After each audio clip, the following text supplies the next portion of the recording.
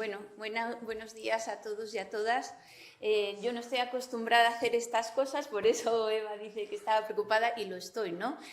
Vengo a una universidad a hablar, yo no suelo hablar ante estudiantes y decía, ¿qué les voy a contar aquí en la universidad que no les pueda contar otro profesor? Y al principio mandé un título como muy técnico de mi especialización, que es en rehabilitación de edificios, y al final, pues llamándose la jornada, ¿no? El entorno de la jornada, el manos a la obra, pues cambié el título a algo más sencillo, ¿no? que es un poco lo que es mi trabajo, intentar simplificar el trabajo que yo realizo y transmitíroslo para ver si alguno se anima a trabajar en este campo que es bastante interesante. Y lo llamé de esta manera: ¿qué hace una arquitecta como yo en una ciudad como esta? Esta ciudad, la mía, es Madrid. Yo no trabajo sola, que eso también es bastante importante. Empecé trabajando sola y el camino para recorrer es complejo y es más largo, ¿no? Porque si te acompañas de gente siempre tienes esa capacidad de poder aprender de todo el mundo. La oficina ya somos muchos técnicos y gente que no es técnica y todos estamos orientados a ese mismo trabajo, que es trabajar desde la sostenibilidad, tanto en obra nueva como en rehabilitación. Yo llevo la rama de rehabilitación y mi socia lleva la rama de la obra nueva. Y aquí contamos con ingenieros, arquitectas, administrativos, o sea, y todos tenemos cosas que pensar. Dentro de los trabajos de la oficina, como trabajamos con gente de la calle, pues la gente de la calle o de nuestra oficina, que somos todos somos vecinos y vecinas, pues sabemos dar una lectura diferente a lo que tenemos. Que se veía ahí también. Gracias. Bueno, lo que tratamos es eso. Somos una oficina especializada en rehabilitación de edificios, y ojo que digo rehabilitación y no con la coletilla de energética, y porque rehabilitar edificios para nosotros es también la forma de revitalizar una comunidad o formas de vida. Para empezar, a cómo llegué a todo esto, os quería exponer mi trayectoria como arquitecta, ¿no? Que yo creo que muchos de nosotros, por lo que yo he hablado con compañeros, se puede asemejar a esto. Tú llega un momento que finalizas la carrera, yo la terminé en 2003, y empecé a trabajar como arquitecta mientras que sacaba el fin de carrera, y eso me ayudó, el tener esos inputs del mundo laboral me ayudó a rematar el proyecto, ¿no? Antes estaba perdida y eso me ayudó a encontrarme. Ya en el 2005 me colegié y en ese estudio que empecé a trabajar ya fui socia, y ahí adquirí unas responsabilidades de responder ante los edificios que yo construía y ante los clientes. Esa relación con los clientes también me hizo ver diferente la arquitectura. Después comencé una trayectoria en solitario, trabajando, pues como hacemos muchos, de un estudio compartido con varias compañeras, y ahí es donde te planteas ese síndrome que nos viene a muchos, del síndrome del impostor, ¿no? Si yo no sé nada, ¿qué estoy aquí dando consejos a todo el mundo? Y me pasa mucho con la gente jovencita con la que trabajo, que se sienten en ese momento, pero si es que yo no sé nada, ¿cómo voy a decir lo que yo explico? Y siempre les digo que tenemos 7 años más de estudios que no tienen la mayoría de la gente, pues eso ya es algo, y el resto se coge con experiencia, y el resto que te falta con experiencia se coge de hablar con gente, porque todo el mundo tiene cosas que enseñar. En 2008 me acerqué al tema de la sostenibilidad por una razón, porque nació el Código Técnico de la Edificación, y en el Código Técnico de la Edificación nos empezaron a meter cosas como paneles solares sin ningún sentido, ¿no? Y a mí la sostenibilidad lo que me dio es ese punto de encuentro en el que toda la arquitectura se unía y tenía un sentido para elaborarse. En 2011 seguí formándome en todo este trayecto de este lado del caos, que señalo allí a la derecha, seguí formándome en miles de cosas, pero hay que buscar cosas en las que formarte que luego vayas a aplicar, porque lo que no aplicas y lo que no tienes una experiencia se te borra del cerebro. Es verdad que luego lo puedes recuperar, pero si vas organizado con un plan para saber a dónde llegar, que yo no lo tuve, pero yo lo digo a vosotras por si lo podéis ir planteando. Pues bueno, en el 2011 llegué a ese punto de necesitar un extra de conocimiento que no me daba la experiencia, no me había dado la carrera, que era centrarme en patología de edificios, y entré en un máster que unía la patología con la sostenibilidad, y de ahí comencé a tratar los edificios desde la rehabilitación con puntos energéticos, con visión energética. En ese momento, también ese entorno del 2010, me uní a varias asociaciones ligadas con la sostenibilidad, como es ASA, y ahí empezó mi vida de la luz, ¿no? El rodearme de gente que sabía mucho, que podía enseñarme, podía educarme, podía conocer sus experiencias, y fui orientándome hacia lo que me gustaba, que era tratar con edificios y tratar con gente, y ya me centré en lo que es la rehabilitación con vecinos. Y con esa especialización ya se me iluminó la bombilla y he llegado hasta este punto, desde 2016 ahora. Un punto en el que tengo un equipo técnico con el que un equipo técnico y no técnico, un equipo con el que tenemos 70 edificios en la ciudad de Madrid en proceso, que estamos trabajando de forma directa con 1.800 familias y generando un importe de obras de 38 millones de euros, y de los cuales hemos ayudado a conseguir 18 millones de euros para que salgan adelante estas rehabilitaciones, porque el trabajo en rehabilitación no es solo arquitectura y no es solo técnica, sino que tiene otras muchas patas que tienen casi el mismo peso, que es la escucha activa y la organización y la gestión. Por eso hay que unirlo, y el tema de los costes de obras, de las familias, de los edificios y de la financiación forman parte de un totum revolutum, que lo que estamos intentando hacer en el estudio es organizarlo y procesarlo para que pueda convertirse en un trabajo repetitivo, ¿no? o más pautado. Nosotros, como arquitectos, lo que trabajamos y lo que conocemos y lo que nos enseñan en las escuelas y los másteres es esto: las patologías de los edificios, saber leer edificios, saber escucharlos, y luego necesitamos ser esos profesionales que trasladen lo que nos comenta el edificio al resto de gente, ¿no? Al resto de personas de alrededor, pues para que ejecuten las obras o para que vivan en ellos. La energía en el estudio la consideramos una patología más del edificio, porque es lo que es algo que hace que un edificio sea inhabitable. Por lo tanto, nosotros, con esta visión global que sí que nos da la carrera, aterrizamos sobre el edificio y empezamos a descifrar qué es lo que le pasa. Primero inspeccionamos si tiene patologías estructurales, porque si se nos cae no lo podemos rehabilitar. Después entraríamos a tratar los temas de accesibilidad, porque nos encontramos con mucha gente que vive atrapada en sus viviendas, que no puede salir por problemas de movilidad, o simplemente porque tiene más años, o porque has tenido un bebé, o por cualquier cosa, ¿no?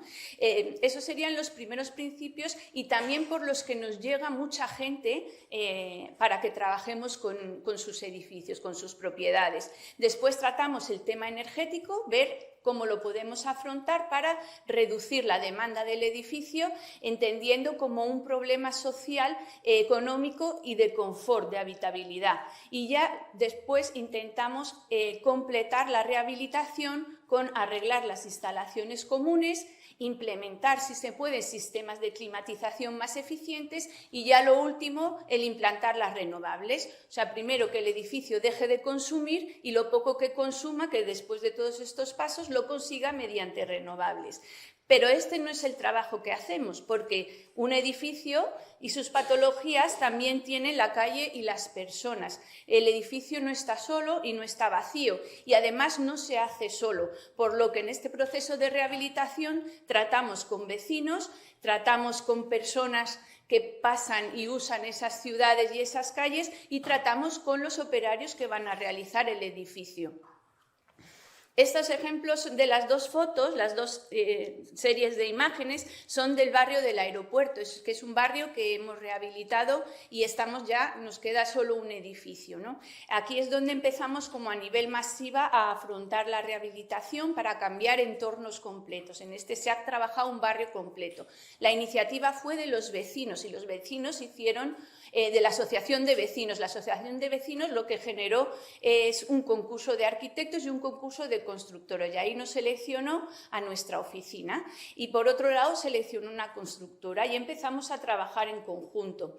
En este conjunto te encuentras desde el día que colocas el andamio a Félix, que es el de la izquierda, que te cuenta sus necesidades, a las visitas a pie de obra con la constructora y con el director de la Asociación de Vecinos, que te cuentan las necesidades del barrio, o simplemente tienes que ir fijándote cómo están funcionando esas calles, dónde tienen las partidas de dominó, cuáles están las calles con más uso, las con menos uso, tienes que ir aprendiendo y leyendo la ciudad, ¿no? Y al mismo tiempo también durante la obra escuchar a los operarios que la van a construir, en qué momentos, qué espacios necesitan y cómo creen que lo van a hacer. Nuestro trabajo es muy de día a día. Abajo tenemos una imagen de una reunión de vecinos, hemos hecho asambleas, reuniones de propietarios, tanto a nivel de barrio como a nivel particular de edificio, porque las necesidades del barrio son unas y las del propio edificio pues pueden ser otras. Y en este punto es lo que llegamos a lo que nosotros entendemos que es la arquitectura, ¿no? Y la arquitectura es un poco así como de maestro Miyagi, ¿no? De observar al edificio y escuchar a sus habitantes. Y con esas dos cosas es lo que lograremos tener una rehabilitación exitosa. Lo primero es la escucha activa. La arquitectura es el traductor de las necesidades del edificio y de las necesidades de los residentes. Tenemos que saber escuchar al edificio y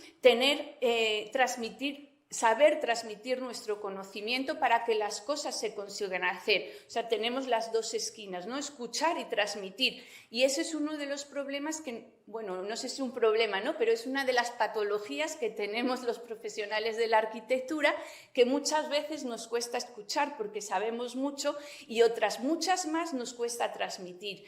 En mi profesión sí que es necesario saber comunicarse de manera sencilla. Y cuando te transmites de una manera sencilla, pero sin dejar de demostrar que en muchas ocasiones tú eres el que más sabe sobre el asunto, ahí se convierte en una transmisión efectiva del conocimiento para poder llevar a cabo lo que creas necesario para ese entorno construido. Y por otro lado, nos iríamos a la otra esquina de la toma de decisiones. Nosotros somos los que sabemos, porque hemos escuchado el edificio, hemos escuchado a los vecinos y tenemos que tomar decisiones. Muchas veces nos da miedo, pero nuestra profesión es de tomar decisiones. Y el arquitecto con el que yo empecé a trabajar en todo esto de rehabilitación, que él lleva trabajando en rehabilitación energética desde los años 90, o sea que esto no es moderno, sino que hay gente que se ha dedicado a esto de hace mucho tiempo, siempre, bueno, me dice: Mireia, a nosotros nos pagan por pensar. O sea, hay que pensar y tomar esas decisiones que otros no saben y nosotros sí, y no hay que tener ese miedo. Porque nosotros lo que tenemos los arquitectos es una visión global y somos capaces de dar un diagnóstico con unos problemas y estableciendo unos criterios, unas prioridades, unas líneas de acción. La arquitectura es mucho más compleja y saldréis de la carrera y muchos no acabaréis haciendo arquitectura como la conocemos, que es levantar edificios, pero es que la arquitectura es mucho. Tenemos amigos joyeros, amigos en la administración, se puede hacer mucho porque lo que nos da la carrera es una visión global que muy pocas carreras tienen, ¿no? Yo siempre pienso que un arquitecta o una arquitecta en un puesto directivo sería el perfecto, ¿no? Tenemos ese carácter humanista y técnico que ponemos al mismo nivel. Pues tenemos que empezar también a trabajar en ese nivel social y pongamos lo humanístico, lo social y lo técnico al mismo nivel y aprender a defender la economía de las cosas. Dentro de mi formación, que en ese cuadrito del lío no lo puse, aquí, en todo este lío, cuando empecé a trabajar con gente, o sea, ahí abajo a la izquierda hasta subir a mi especialización, también estudié una cosa que me ha abierto mucho la mente y me ha ayudado a trabajar esto de la escucha activa. Me especialicé me hice una carrerita de mediación en conflictos, y esto te sirve tanto en el día a día para tratar con mis dos chicos o para tratar con vecinos, o en el estudio para llegar a tener un proyecto que nos guste a todos, para ir dirigiendo y entender las prioridades de todos. La mediación tiene mucho que ver y mucho que enseñar sobre estrategias de escucha activa y también de transmitir el conocimiento de una forma sencilla, ¿no? Eso sí lo recomiendo si os vais a tener profesiones que os interesen tratar con mucha gente, que en general pues son todas. Pero luego nos encontramos, después de esas dos imágenes, ¿no?, de lo que es el edificio y lo que son sus habitantes, nos encontramos que tenemos una idea y hay que llevarlo a la acción. Aquí en rehabilitación tenemos como varios bloques de trabajo, pero todos estos bloques son de ida y vuelta, o sea que lo mismo es llegar al cuarto y por llegar al cuarto vuelves al primero. Y esto es el proceso que estamos intentando ahora hacer en el estudio. Fijaos, desde el 16 hasta ahora en el 24, que seguimos aprendiendo y seguimos, no nos da miedo a cambiar y a seguir proponiendo nuevas fórmulas de trabajo. Lo primero es la necesidad vecinal, entender qué es lo que necesitan esos vecinos y el edificio que habitan, con una implicación social, con mucha transparencia, porque la gente quiere saber. A lo mejor no necesita saber exactamente el tornillo, pero sí que el global, el tener una previsión de qué va a ir pasando. Eso es lo que llamamos transparencia y es lo que hay que tener, esa información abierta para poder dársela. Y hay que llegar a estas actuaciones de consenso, que para eso la mediación ayuda mucho, ¿no?, a llegar a puntos de consenso canalizando los conflictos. Por otro lado, hay que desarrollar unos trabajos técnicos y unos procesos administrativos. Los trabajos técnicos pues entran desde los estudios previos que tengas que hacer, de un geotécnico, unas termografías, unas escalas, para detectar esas patologías y poder desarrollar unos proyectos, que ahí te encuentras con la normativa, que muchas veces no te deja hacer lo que a ti te gustaría hacer, el redactar una cantidad infame de documentos técnicos y siempre con una eficiencia en todas estas labores para que no tener que repetir por fallos más ligeros, ¿no? Después, con esto se vuelve a tener una propuesta común de intervención. Otra vez te reúnes con los vecinos y buscas, sobre todo en barrios más sencillos, soluciones constructivas que sean sencillas, que sean de fácil mantenimiento y ajustado al coste que puedan pagar esas personas, con esa sencillez, durabilidad, bajo coste y el bajo mantenimiento, que casi es lo más importante, ¿no?, porque siempre estos edificios han llegado a ese punto precisamente por el bajo mantenimiento, es cuando tenemos que empezar a rehabilitar, ¿no? Y luego ya nos encontramos con el dinero. Tenemos que a todo esto tener una viabilidad financiera, y en este sentido trabajamos con los acuerdos público-privados. Lo que decíamos al principio, que tenemos 38 millones de euros en construcción y de los cuales 18.800 se los hemos sacado a la administración para dárselo a los vecinos, ¿no? Y ese es un trabajo también muy importante dentro de la rehabilitación, saber trabajar en el plano técnico y en el plano de la gestión. Este de aquí, os voy a poner el vídeo para que veáis que transformar esta ciudad, transformar la ciudad, transformas la vida completa de un barrio. Los barrios cambian. A ver si consigo salir de esto y pongo el vídeo aquí. Voy a poner el vídeo de antes y después del barrio del Aeropuerto, cómo nos encontrábamos los edificios y cómo los hemos dejado. ¿Qué es lo que ha supuesto todo esto? Pues dudas que teníamos. Cuando empecé a trabajar, que era el boom inmobiliario, salirse del barrio a un ensanche era lo que era progreso. Aquí nos daba miedo que hacer un barrio que fuera habitable, la gente huyera del barrio, ¿no? Aún así, lo siguiera prefiriendo otra cosa. O que viniera gente de fuera a aprovecharse de esa inversión con lo que llaman de esto de la gentrificación que está pasando en las ciudades. Y al contrario, lo que ha pasado ahora es que la gente del barrio vuelve a querer vivir en su barrio, cerca de sus familias, cerca de sus padres y demás. Las viviendas se han revalorizado por 3, la seguridad se ha multiplicado por muchísimo, porque antes era un barrio que no había nada y ahora es un barrio en el que se está invirtiendo en nuevos comercios. Si hay nuevos comercios es que hay movimiento y no hay tantos problemas, ¿no? Pues este es el cambio del barrio.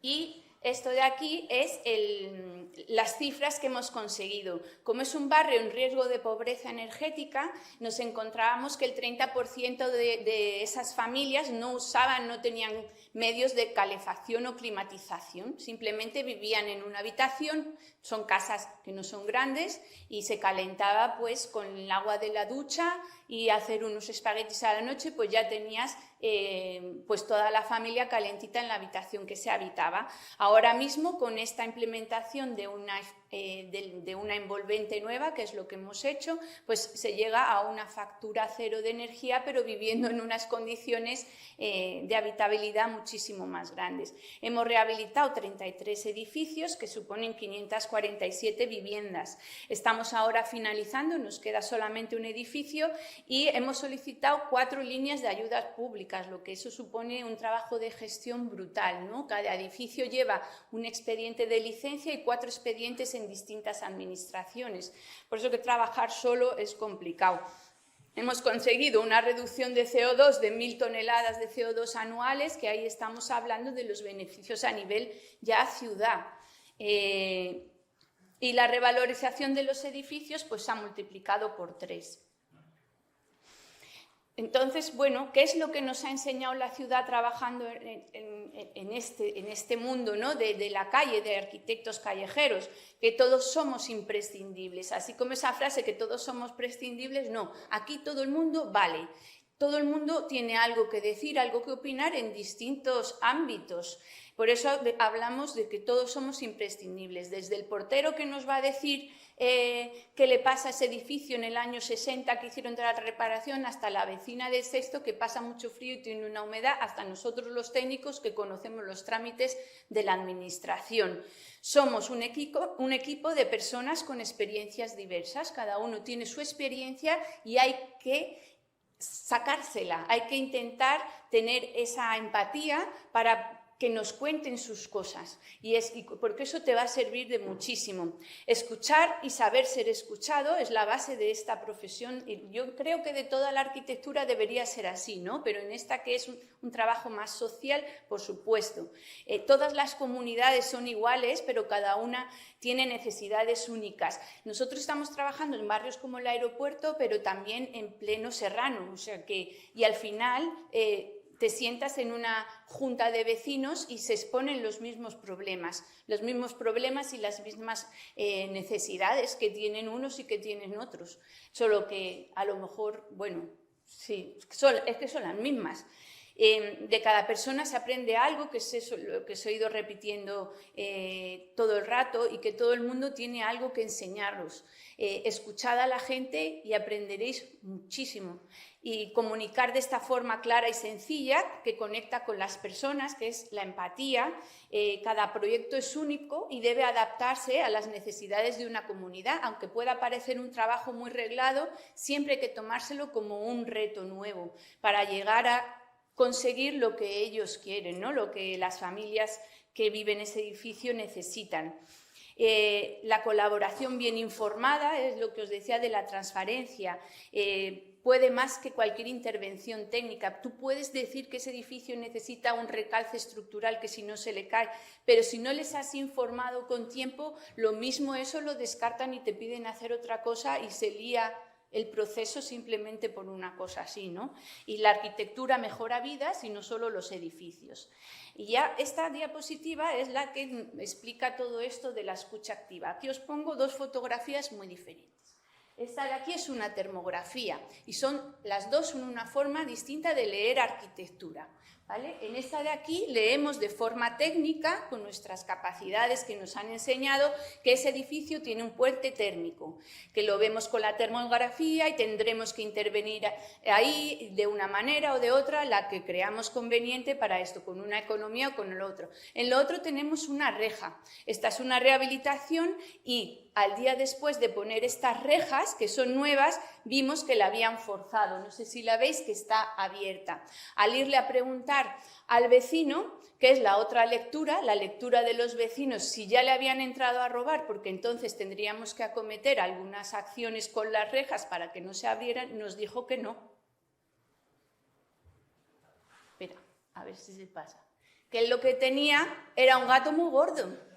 Y que el gato muy gordo tenía que salir a pasear cuando él no estuviera, por lo tanto forzó la reja. Así que si la primera nos dice que hay puentes térmicos y tenemos que solucionarlos con aislamiento, la segunda nos dice que es que las rejas necesitan gateras.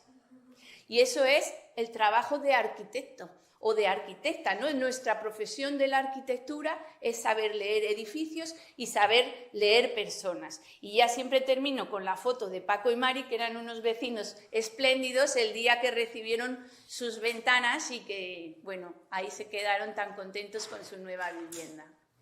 Y ya está.